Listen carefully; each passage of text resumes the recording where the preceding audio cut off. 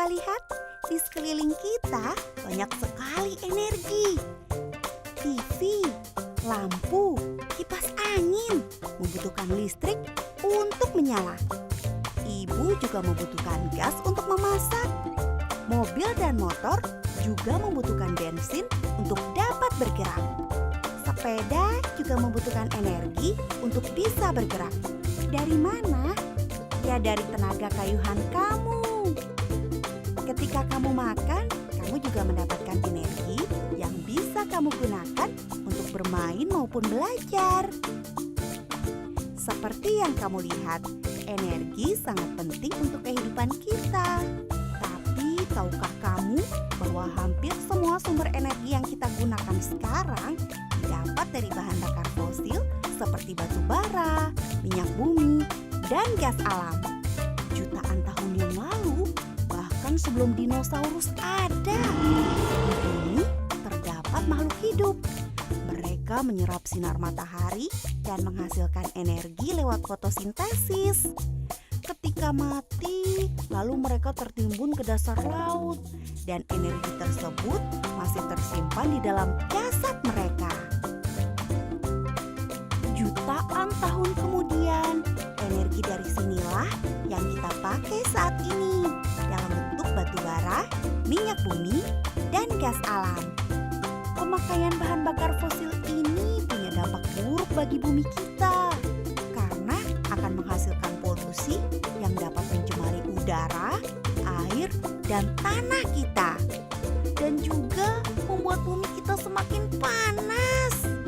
Berita terburuknya, bahan bakar fosil ini jumlahnya sangat terbatas. Sehingga kalau kita gunakan terus-menerus akan habis suatu saat. Menyeramkan bukan?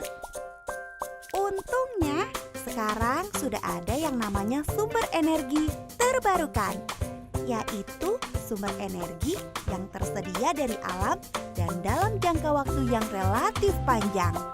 Sehingga kita tidak perlu khawatir akan kehabisan.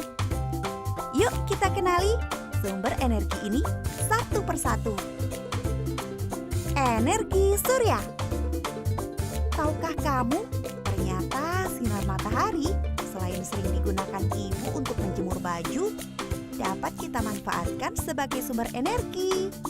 Yuk kita lihat cara kerjanya. Pertama, panel surya akan menyerap sinar matahari. Semakin terang sinar matahari, semakin besar energi yang bisa dimanfaatkan. Lalu, sel-sel pada panel surya akan mengubah energi panas dari sinar matahari menjadi energi listrik. Listrik tersebut dapat kita gunakan untuk menyalakan alat elektronik di rumah kita. Dengan teknologi yang ada sekarang, dua panel surya dengan ukuran masing-masing sebesar papan tulis kita di kelas dapat menghasilkan energi yang dapat memenuhi kebutuhan listrik lebih dari satu rumah. Energi angin. Angin selain bisa kita gunakan untuk bermain layangan, juga bisa kita manfaatkan menjadi sumber energi. Yuk kita lihat caranya. Pertama, angin yang tertiup kencang akan memutar baling-baling pada kincir angin. Sama seperti kita meniup baling-baling kertas. Baling-baling ini akan terhubung dengan roda gigi yang fungsinya akan mempercepat putaran dari baling-baling. Dari roda gigi itu akan terhubung ke generator yang fungsinya mengubah energi gerak itu menjadi energi listrik. Energi listrik dari tenaga angin ini dapat memenuhi kebutuhan listrik di rumah kita sehari-hari.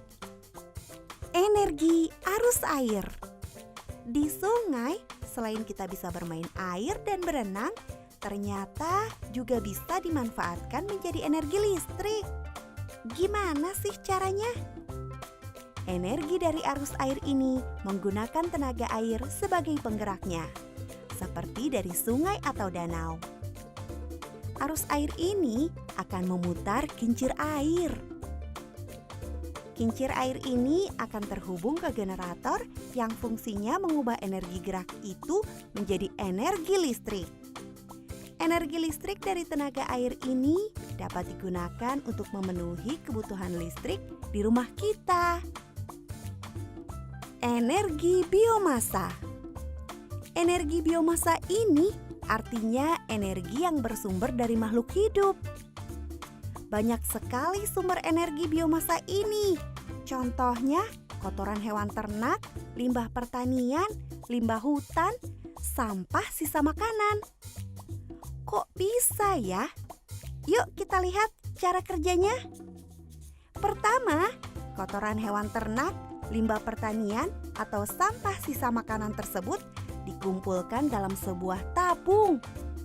Di dalam tabung tersebut terdapat bakteri yang akan menguraikan bahan-bahan tersebut menjadi gas metana.